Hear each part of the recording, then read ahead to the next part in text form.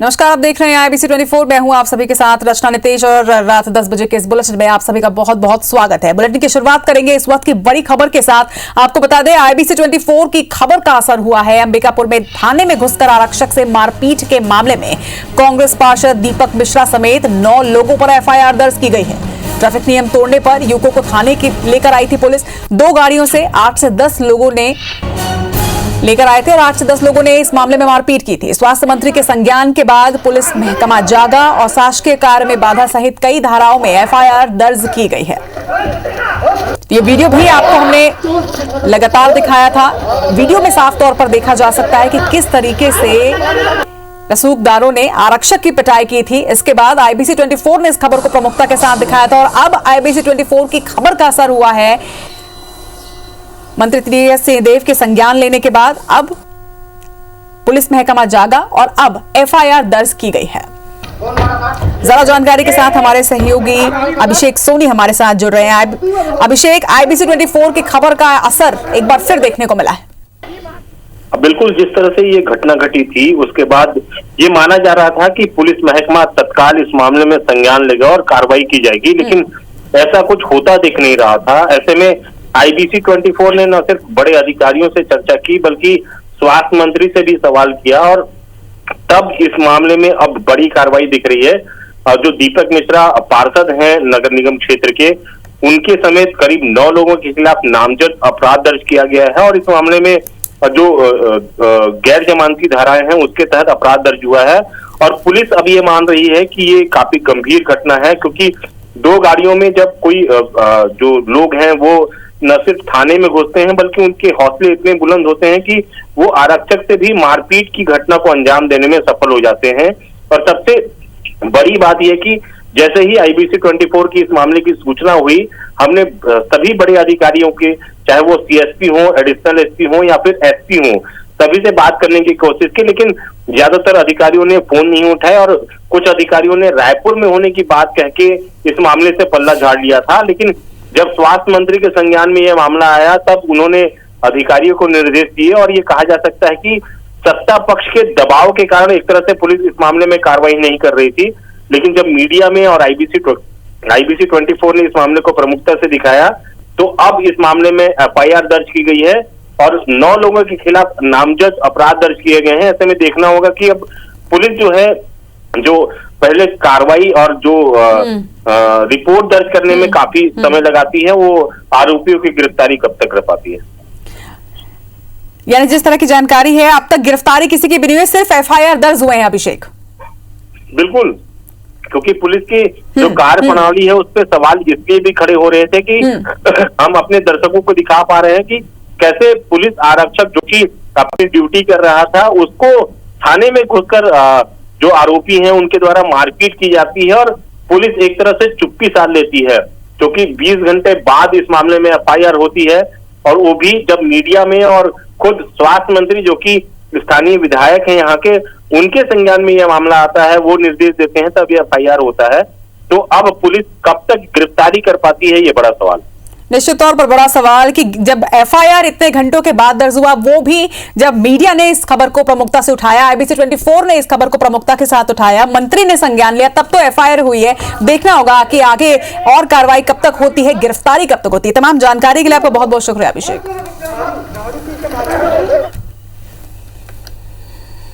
बढ़ेंगे आगे। मुख्यमंत्री भूपेश बघेल पश्चिम बंगाल के दौरे से वापस आ चुके हैं। उन्होंने कोलकाता में आयोजित लेफ्ट और कांग्रेस की संयुक्त रैली में हिस्सा लिया।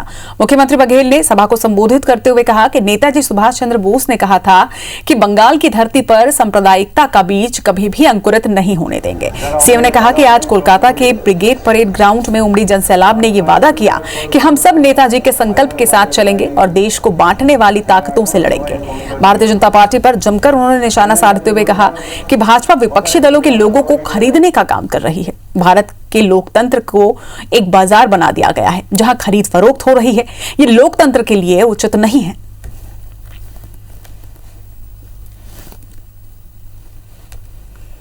इधर मुख्यमंत्री शिवराज सिंह चौहान ने पश्चिम बंगाल में बीजेपी के लिए चुनाव प्रचार किया। सीएम शिवराज सिंह चौहान बीजेपी की परिवर्तन रैली में शामिल हुए। कोलकाता में कालीघाट मंदिर और दक्षिणेश्वर मंदिर में दर्शन और वृक्षारोपण के साथ उन्होंने मिशन बंगाल की शुरुआत की। कोलकाता के पास दूलागोरी मोड़ से हावड़ा साउथ तक परिवर्तन रैली उन्होंने की। इस दौरान दूलागोरी मोड़, आलमपुर और हावड़ा साउथ में आम सभा को भी संबोधित किया। सीएम ने कहा कि पश्चिम बंगाल में बीजेपी की आंधी चल रही है। ममता दीदी घबराई हुई हैं और इसलिए परिवर्तन रैलियों पर हमले भी किए जा रहे हैं। लेकिन ममता दीदी के कुशासन, गुंडागर्दी, लूट और भ्रष्टाचार के खिलाफ पश्चिम बंगाल उठकर खड़ा हो गया है। मोदी जी के साथ आइए, अमित भाई के साथ आइए, जेपी नड्डा के साथ आइए, कमल के फूल की बटन दबाइए और भारतीय जनता पार्टी की सरकार बनाइए।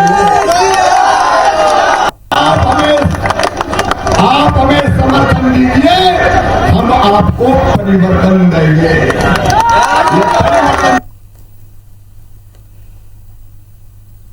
परिवर्तन की लहर पूरे पश्चिम बंगाल में चल रही है। निश्चित तौर पर भारतीय जनता पार्टी चुनाव जीतेगी। टीएमसी का तो नाम हो गया है तोड़ो, मारो, काटो। 130 से ज्यादा कार्यकर्ताओं ने बलिदान दिया है भारतीय जनता पार्टी के। उनका बलिदान व्यर्थ नहीं जाएगा। और 2 मई दीदी गई, भाजपा आई।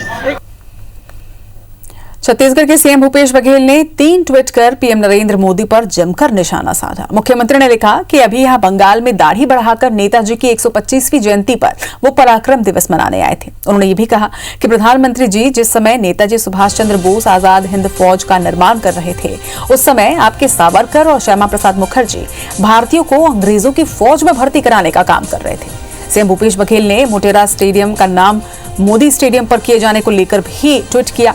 उन्होंने लिखा है कि नेताजी सुभाष चंद्र बोस जी की 150वीं जयंती पर हमने छत्तीसगढ़ राज्य पुलिस अकादमी का नाम नेताजी के नाम पर रखने का निर्णय लिया। तो वहीं दूसरी तरफ वो हैं जो स्टेडियम का नाम सरदार पटेल जी के नाम से हटाकर अपने नाम पर रख रहे हैं। इससे पहले मुख्यमंत्री भूपेश बघेल ने एक और ट्वीट किया था और उन्होंने लिखा था कि भाजपा बंगाल समेत पूरे देश में फूट डालो और राज करो की राजनीति कर रही है।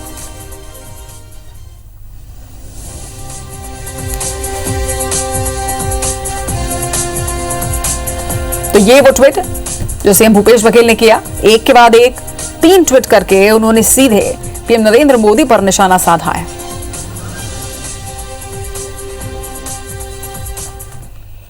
छत्तीसगढ़ का बजट पेश होने में अब कुछ ही घंटे बचे हैं। ऐसे में सभी की निगाहें इस पर टिकी हैं कि इस कोरोना के संकट काल में मुख्यमंत्री भूपेश बघेल वित्त मंत्री के रूप में किस तरह की उम्मीदें लेकर आते हैं। ये तो तय है कि ये बजट पूरी तरह से किसानों, खेती और गांव पर केंद्रित होगा।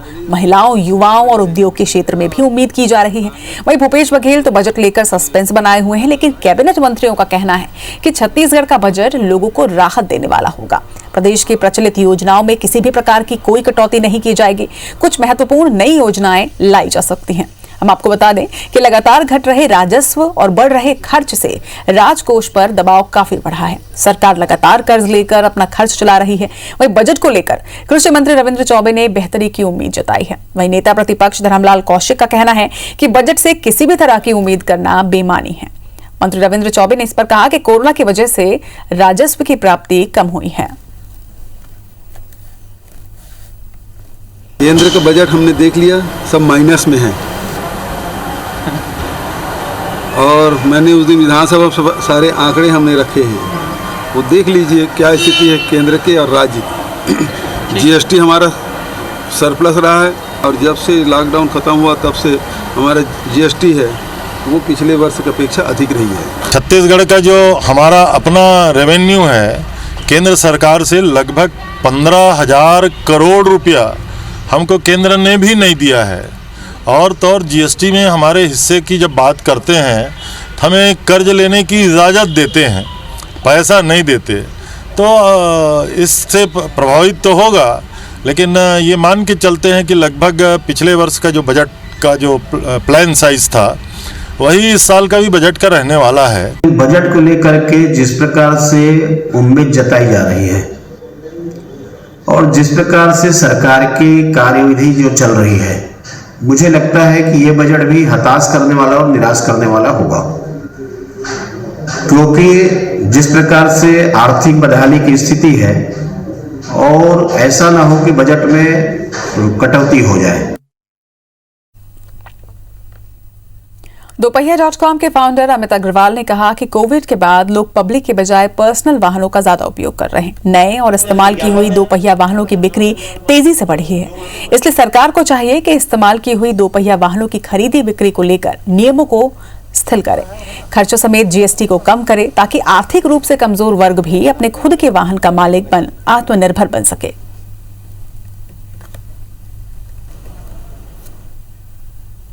प्रदेश सरकार अर्बन और रूरल इंडस्ट्रीज में जो बाइफर्केशन कर रही है, स्टार्टअप में वो लागू ना करे। कोविड के माहौल में जो महामारी फैल रही है उसको देखते हुए हमें पर्सनल मोबिलिटी को, इंडिविजुअल मोबिलिटी को ज़्यादा तवज्जो देना चाहिए।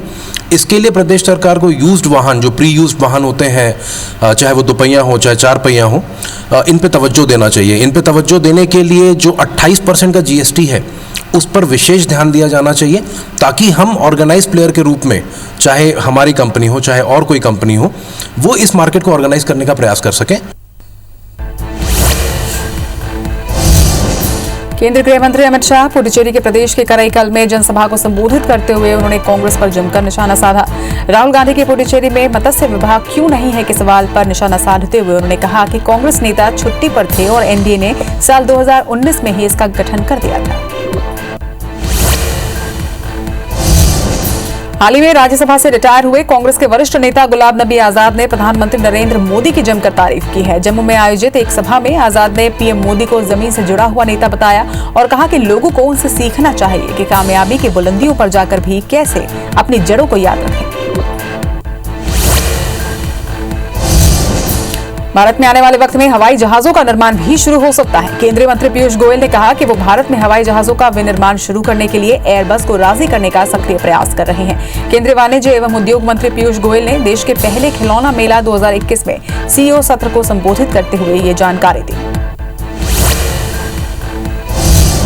पेट्रोलियम सचिव तरुण कपूर ने कहा कि सरकार अगले 2 सालों में 1 करोड़ जरूरतमंदों को फ्री में एलपीजी गैस कनेक्शन देगी। वित्त मंत्री निर्मला सीतारमण ने इस साल बजट पेश करते हुए उज्ज्वला योजना के तहत 1 करोड़ और लोगों को एलपीजी गैस कनेक्शन देने की घोषणा की थी। लोन वराठू अभियान के तहत दंतेवाड़ा में एक इनामी सहित 3 नक्सलियों ने सरेंडर किया है। इनामी नक्सली सुरेश कर्ती प्लाटून नंबर 11 का सेक्शन कमांडर है, जो बीजापुर के मटेड़ एरिया कमेटी में सक्रिय था। तीनों सरेंडर नक्सली के खिलाफ अलग अलग थानों में कई मामले दर्ज हैं। और अब खबर विस्तार से। देश भर में कल से कोरोना टीकाकरण के अगले चरण की शुरुआत हो रही है, जिसमें 60 साल से अधिक बुजुर्ग और 20 तरह के गंभीर बीमारी से ग्रसित लोगों का टीकाकरण किया जाएगा, जिसमें heart, kidney, cancer, sickle cell, bone marrow, HIV और डायबिटीज से संबंधित रोग शामिल हैं। स्वास्थ्य विभाग के अनुसार गंभीर रोग वालों की उम्र 45 से 59 साल के बीच होनी चाहिए। इन्हें पंजीकृत डॉक्टरों से अपनी बीमारी का सर्टिफिकेट भी लाना होगा, जबकि बुजुर्गों की उम्र का सत्यापन फोटो आईडी से ही किया जाएगा। छत्तीसगढ़ में 100 केंद्रों पर तैयारी की गई है, जिसमें से 40 निजी अस्पताल, 32 जिला अस्पताल, 6 मेडिकल कॉलेज और 28 केंद्र शामिल हैं। इसके अलावा हितग्राही कल दोपहर के बाद कोविन 2.0 पोर्टल पर ऑनलाइन पंजीयन करवा सकेंगे। रायपुर में मेडिकल कॉलेज, जिला अस्पताल और आयुर्वेद अस्पताल में टीकाकरण किया जाएगा। इसके अलावा रायपुर शंकर नगर के आरोग्य हॉस्पिटल, चौबे कॉलोनी स्थित छत्तीसगढ़ हॉस्पिटल, सेजबहार स्थित श्री दानी care multi speciality hospital, Ramnagar स्थित श्री हरिकिशन हॉस्पिटल और शंकर नगर में विद्या हॉस्पिटल में भी कोरोना का टीका लगेगा। प्राइवेट अस्पताल टीके के लिए हितग्राहियों से 250 रुपए ले सकेंगे। वहीं रायपुर में जोन 2, जोन 3 और जोन 5 से टीकाकरण के लिए टोकन दिया जा रहा है। इस टोकन की सहायता से हितग्राही सरकारी केंद्रों में कोरोना का टीका लगवा सकते हैं। वहीं राज्य टीकाकरण अधिकारी बता रहे हैं कि ये व्यवस्था अगले 1 सप्ताह के लिए है, जिसके बाद प्रदेश में केंद्रों की संख्या बढ़ाई जाएगी। 60 वर्ष से ऊपर के जितने भी लोग हैं उनका टीकाकरण किया जाना है कोविड वैक्सीनेशन से, जिसमें कि हम 60 शासकीय संस्थानों में और 40 जो है प्राइवेट संस्थान में के माध्यम से टीकाकरण प्रारंभ करेंगे 1 मार्च से। प्राइवेट संस्थान में भी ये सुविधा उपलब्ध रहेगी, जहां पर उनको वैक्सीन का 150 रुपये और उस अस्पताल का सुविधा शुल्क 100 रुपये मैक्सिमम तक उनके द्वारा लिया जा सकेगा। छत्तीसगढ़ खादी तथा ग्रामोद्योग आयोग लगातार मुख्यमंत्री भूपेश बघेल की मंशा के अनुरूप गांवों से जुड़े उद्योगों और कला को सबल बनाने का काम कर रहा है। इसी कड़ी में छत्तीसगढ़ खादी ग्रामोद्योग बोर्ड ने रायपुर के पंडरी स्थित हाट बाजार में 22 फरवरी से 8 मार्च तक खादी और ग्रामोद्योग प्रदर्शनी का आयोजन किया है।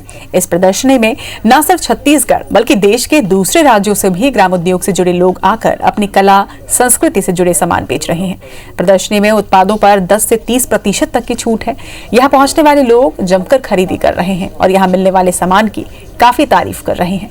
आयोग के अध्यक्ष राजेंद्र तिवारी ने बताया कि ये अपने आप में पहला आयोजन है जिसमें न सिर्फ छत्तीसगढ़ बल्कि देश भर के राज्यों के ग्रामोद्योग को इतना बड़ा बाजार मिला है। प्रदर्शनी देखने पहुंचे प्रदेश कांग्रेस कमेटी के महामंत्री ने गिरीश देवांगन ने कहा कि मुख्यमंत्री भूपेश बघेल की मंशा गांव के सर्वांगीण विकास की है। सभी सामान एक जगह मिलने से हम लोग को बहुत सारी चीज़ें इधर उधर जाने के बजाय एक ही जगह में मिल रही है और रेंज वगैरह भी यहाँ बहुत अच्छा है। एक तो यहाँ पे काफ़ी डिफरेंट चीज़ें मिल रही हैं जो हम आम मार्केट में नहीं ले सकते, प्लस यहाँ का प्राइस मुझे बहुत अच्छा लगा, क्वालिटी काफ़ी अच्छी लगी। अच्छा है, मार्केट अच्छा है, नई नई वैरायटी देखने को मिल रही है और अभी हम एक जगह और जाके उससे भी अच्छी है ये वाली। ये पहली बार इस तरह का आयोजन हो रहा है जिसमें छत्तीसगढ़ के जो हमारे स्व सहायता समूह के लोग हैं वो तो शामिल हो ही रहे हैं, साथ में भारत के विभिन्न क्षेत्रों से भी लोग आए हुए हैं। सर्वांगीण विकास, सबका विकास, ये जो कॉन्सेप्ट लेके छत्तीसगढ़ की सरकार चल रही है वो पूरे प्रदेश में आज दिख रहा है। चारों तरफ जहाँ ग्रामीण अर्थव्यवस्था मजबूत हुई तो व्यापार, उद्योग, सारे चीज़ इस कोरोना काल में भी जहाँ देश में आर्थिक मंदी चल रही थी वहीं छत्तीसगढ़ खुशहाल नजर आ रहा है। और जब से हमारी सरकार बनी है माननीय मुख्यमंत्री जी के नेतृत्व में, हम छत्तीसगढ़ की लोकल चीज़ों को और जैसे कि खादी ग्राम उद्योग में तो विशेष तौर पर इसमें महात्मा गांधी जी की ये ना कॉन्सेप्ट है, तो हमारे तरफ से और हमारी सरकार की तरफ से इसको हम आगे बढ़ाएंगे। जबलपुर के रानी दुर्गावती विश्वविद्यालय आर्थिक रूप से कमजोर छात्रों की मदद करने का फैसला किया है। अब होनहार और जरूरतमंद विद्यार्थियों को परेशान नहीं होना पड़ेगा। विश्वविद्यालय प्रशासन विद्यार्थियों को स्कॉलरशिप बांटने जा रहा है। पिछले शैक्षणिक सत्र में किसी मजबूरी की वजह से गरीब छात्रों ने बीच में ही पढ़ाई छोड़ दी थी और इन्हीं बातों को देखते हुए यूनिवर्सिटी ने ये फैसला लिया है। स्कॉलरशिप में सभी जाति वर्ग के स्नातक और पीजी करने वाले स्टूडेंट को शामिल किया जाएगा। वहीं स्कॉलरशिप के फंड के लिए भूतपूर्व विद्यार्थियों की मदद भी ली जाएगी। कुल सचिव डॉक्टर दीपेश मिश्रा की माने तो विश्वविद्यालय की कार्य परिषद ने सहमति भी दे दी है। इसकी मंजूरी के बाद स्टूडेंट्स के चयन के लिए कमेटी गठित कर दी गई है। इसके लिए जबलपुर के साथ मंडला, कटनी, बालाघाट जैसे जिलों के पूर्व छात्रों को शामिल किया गया है। प्रतिभावान छात्र जो आर्थिक रूप से पिछड़े हैं, जो किसी आर्थिक कारणों से पढ़ाई जारी नहीं रख पा रहे हैं, उन सबके लिए हम छात्रवृत्ति प्रारंभ करें। ये छात्रवृत्ति विश्वविद्यालय द्वारा अपने संसाधनों से मितव्ययता का उपयोग करते हुए फिर समाजजनों से, एलुमनी, इनके द्वारा हम एक फंड बनाएंगे। उसके लिए विश्वविद्यालय ने एक समिति का गठन कर दिया है। पूर्व भारतीय क्रिकेट सैयद किरमानी रायपुर के बैरन बाजार फव्वारा चौक पर मौला अली स्ट्रीट के लोकार्पण कार्यक्रम में शामिल हुए। महापौर एजाज ढेबर और सभापति प्रमोद दुबे की अध्यक्षता में आयोजित कार्यक्रम में स्थानीय लोग भी बड़ी संख्या में शामिल हुए। सभी ने नगर निगम को इस नामकरण के लिए धन्यवाद दिया। किरमानी ने स्थानीय लोगों को लोकार्पण पर बधाई देने के साथ ही रायपुर में आयोजित होने वाले अंतर्राष्ट्रीय क्रिकेट टूर्नामेंट के लिए शुभकामनाएं दी और कहा कि रायपुर समेत प्रदेश के क्रिकेट खिलाड़ियों को जब भी ट्रेनिंग या अन्य किसी रूप में सहयोग की जरूरत होगी तो वो हर संभव मदद करेंगे।